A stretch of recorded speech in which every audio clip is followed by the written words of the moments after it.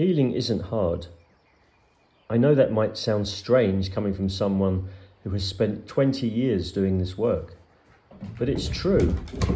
Healing is actually the easiest thing you will ever do. It's the way you've been living that's got you sick that has been hard. My name is Alan Waugh. I'm a shamanic healer, and I want to share a teaching with you today that changed my whole life and has changed the lives of the people I work with. Most of us are walking what I call the hard path. We don't choose it on purpose, we fall into it. It's built from old fear, old tension, old beliefs that we're not safe or we're not worthy of love. Underneath almost every struggle I see in my clients, there are really only two wounds: not feeling safe in your own body and not feeling lovable. And those two wounds create a restrictive way of living. You brace, you control, you repeat old patterns, even destructive ones, because they're familiar, and familiar feels safe, even when it hurts.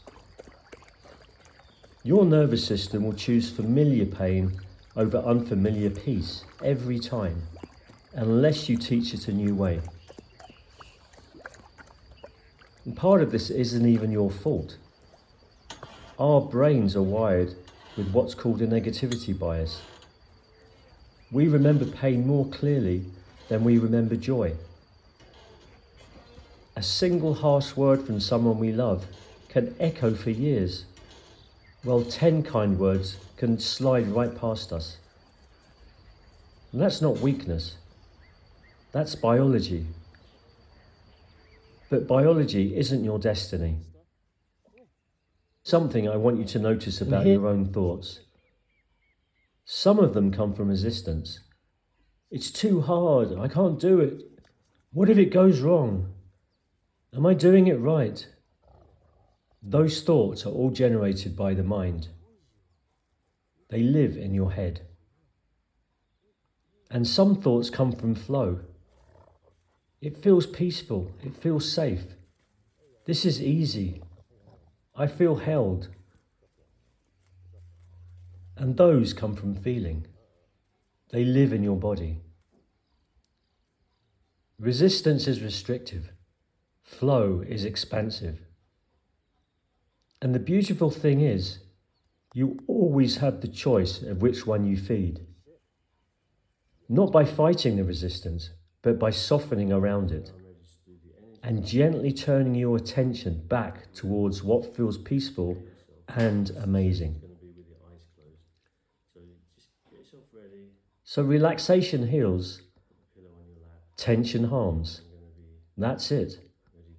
That's the whole secret, as simple as it sounds. You cannot be tense and happy. Try it. Tense your whole body right now. Tense and try to feel peaceful. Try to feel happy. It doesn't work. And now soften and relax your body. Soften your breath. And notice how spacious it is. And that space is where healing happens. That it's only in that space that you can feel happy. You can feel that healing is a reality. I call it the sweet spot. It's the place where body, mind, and spirit come back into balance, into homeostasis, and your own natural intelligence can finally do its work. But it's not just relaxation. It's a clear intention to heal. And you can't force it. You can't fight your way to peace. You have to stop resisting peace. Stop resisting healing. So let's actually do this together for a moment. Sitting in a chair, let your shoulders drop. Take a long, soft inhale through your nose and an even longer, slower exhale. And as you exhale, say quietly to yourself, it feels peaceful. It feels amazing. And notice, does that feel true? If it doesn't, try again. And notice if there's resistance to feeling peaceful and amazing. But if it does feel peaceful and amazing, just stay there and enjoy it. Very good. And it's not something to judge in yourself. It's just information. It's a path inwards to softness. But if I could give you one teaching, it would be this: love yourself. And it's not just a nice idea. Because when you love yourself, you come from a place of deep self-reverence. And from self-reverence, everything gets simpler. Your choices get clearer, your boundaries get stronger, and you stop acting from fear and you start acting from your heart. Fear says, protect yourself, control the outcome, stay small. Love says, you are safe, you are worthy, you can trust yourself.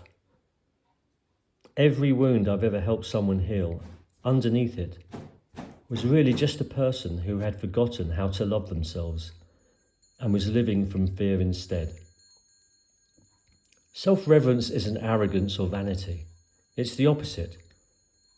It's the quiet respect you hold for your own life, your own body, your own path, even the paths you haven't figured out yet. I've watched a client move through fear and doubt around pregnancy she didn't think was possible. After 2 failed attempts, she came out the other side with healthy twin boys, simply by learning to release the tension her body had been holding onto for years. And that's what happens when you stop resisting and let your body do what it already knows how to do. Sovereignty means you're no longer at the mercy of every trigger, every old story, every inherited fear. You become the one steering your own ship again. In our sessions, I guide you into deep relaxation using breathwork, Reiki and shamanic energy work, drawn from over 20 years of apprenticeship with ayahuasca and San Pedro, the true master teachers in my life. I don't need you to believe in anything. I just need you willing to soften and willing to feel. And from there, I help you clear the old energy tied to your core limiting beliefs so your body can return to its natural state of ease. Sometimes that looks like an energy extraction. Sometimes it's guided imagery or simple, powerful breathwork. Every session has a shape, and I follow you where your body is ready to go and never further. And that state of ease is your birthright. Wellness was never meant to be something you fight for. It was meant to be something you return to. You get to choose the hard path or the easy path. Nobody can choose this for you. And I didn't find the easy path until my 40s, after years of walking the hard one myself. It's never too late.